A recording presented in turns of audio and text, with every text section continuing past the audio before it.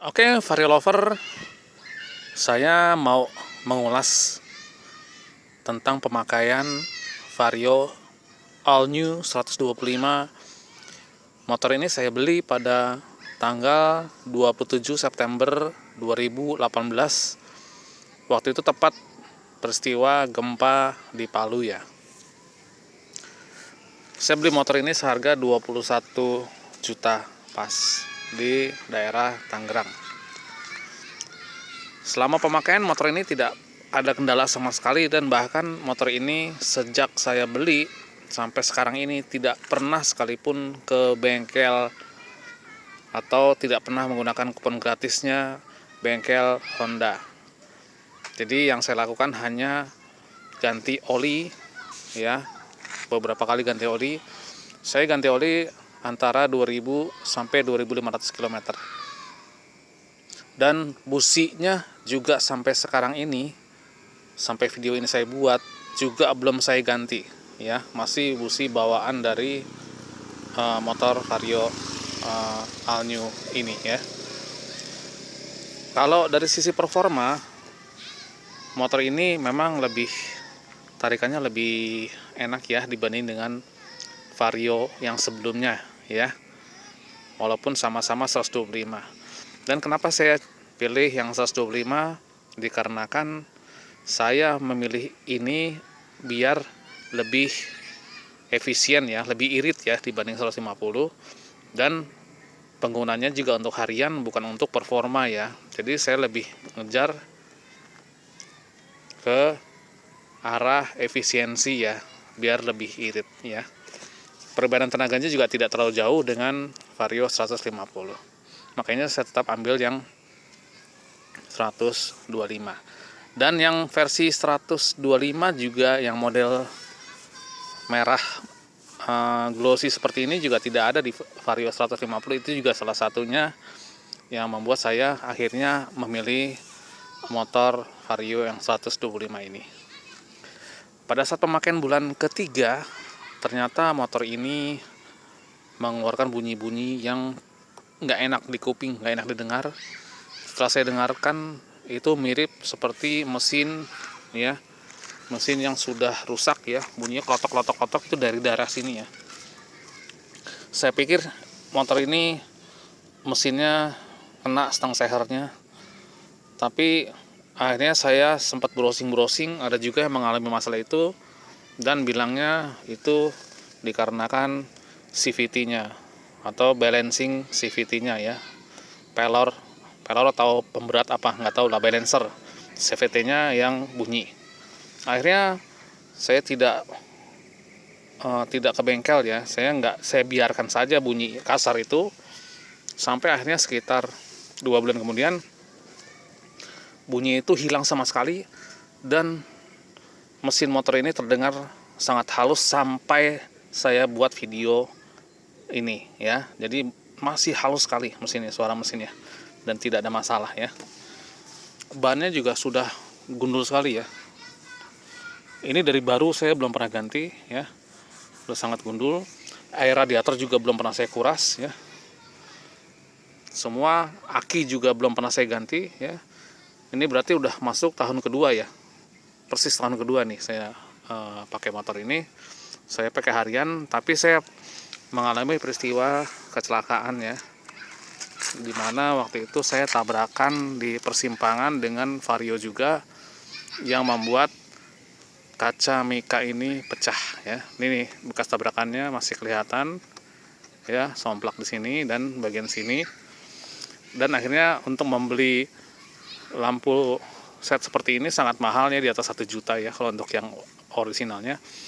Akhirnya saya putuskan untuk membeli kacanya aja. Kaca lampu itu saya beli yang mereknya Win, yang memang kualitasnya KW super ya. Saya beli seharga 125.000.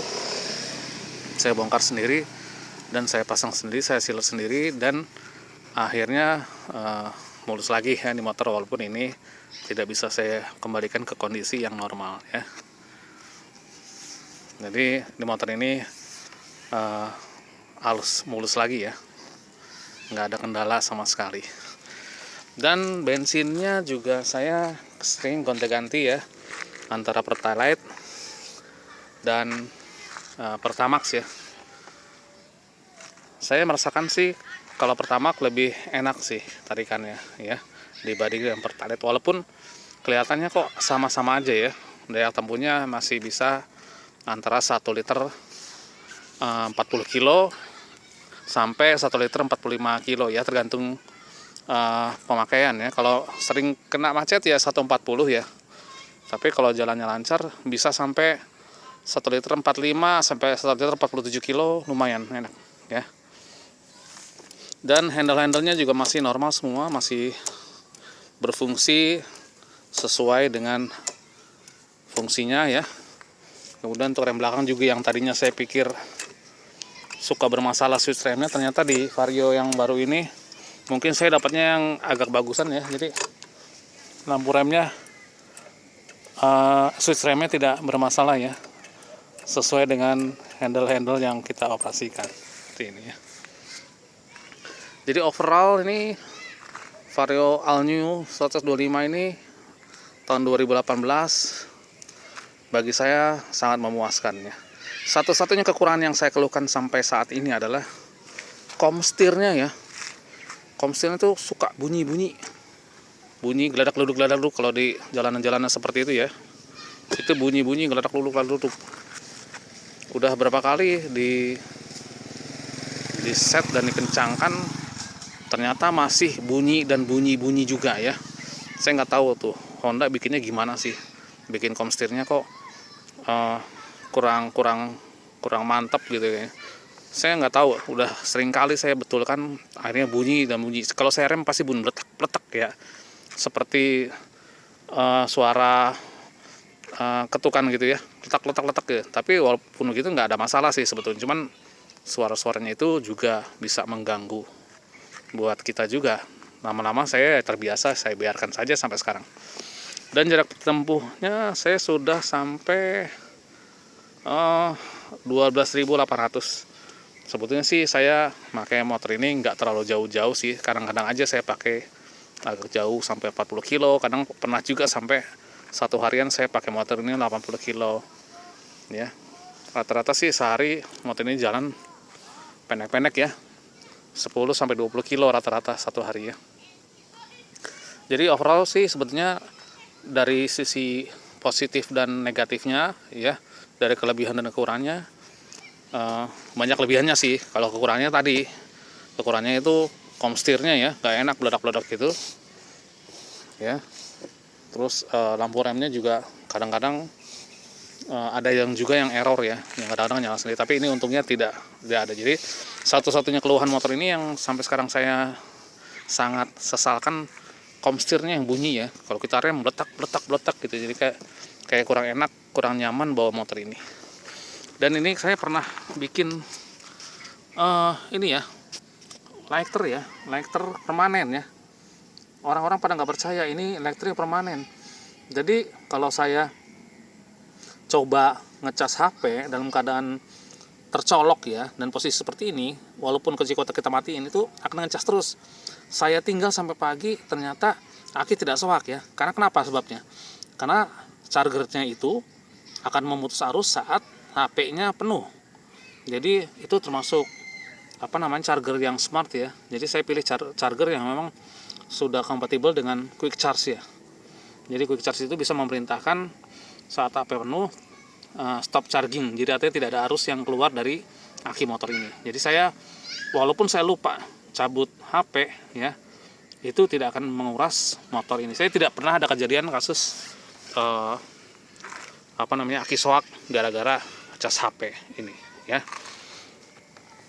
Secara umum saya sangat puas ya untuk motor ini daripada dengan motor sebelumnya. Saya pernah loh punya motor sebelum ini ya, yang New Vario LED itu ya, yang tahun 2015 saya pegang sampai 2018.